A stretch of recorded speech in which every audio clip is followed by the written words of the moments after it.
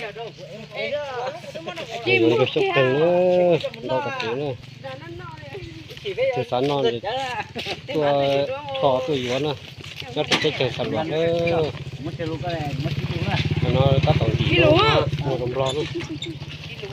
Tiếp nữa. Thế tôi nó non để to nữa. Lai khẩn nọ nữa. Lai mua ọc lót trâu sang hát của nó, sang hát của nó nữa. Thêm thon chua là một rồi nữa. Mình nhớ chế tàu một thon chua tôm. Ở trong cái hà cho là có nhiều nữa. Nào như nó thế nữa. Cái là cây, cây lùi thì nó thế nữa. Cái cân mình chỉ cắt tạc kế đó, cái cân. Phơi nó phía, phơi nó phía, phơi cho nó phía, cho nó phía. Cái phần tố, cho nó cho nó thế này. Ok lúc nào đã thấy sao? Các tờ gì? Rồi cho nó có để cho nó cái này.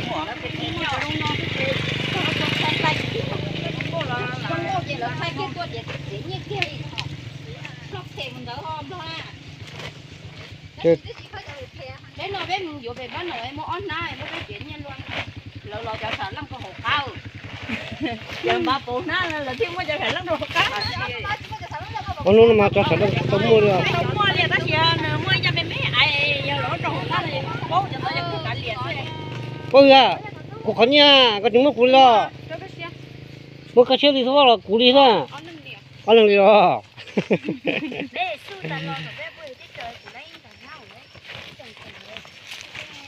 bố thì có thể mua tủ cho em được có đâu chúng nó chỉ cho lãnh đạo không rồi không rồi à lúc này lãnh không đâu liền lúc nào它是个给说莫古头路切切做样啦。số của tớ chơi chứ bộ nhưng mà chơi của lăn ngủ ha thế có ít cũng than thua hơn của ta là nó chỉ có lo tan tin đĩa số mua đi cổ头路切切切做样。我nó mấy này to luôn tí xíu thì nó tí xíu to rồi. Cái nhà rồi nó được trái trái không nhận không đấy. Đây trái đừng đừng ra muốn chứ không ở đây rồi nhá lấy con không mà tôi mua kia nó sâu khơi mất tay tao sao chị ơi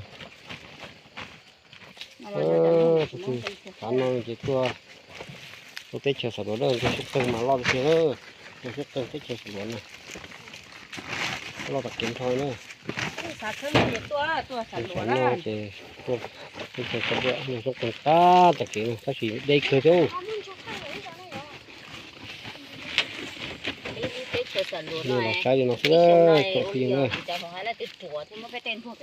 tôi lúc chơi đi chỉ tin mình làm cho lỏng nữa tôi sẽ trả rong còn nó không thua nữa nhưng mà sai nó sẽ suy nghĩ đùa nữa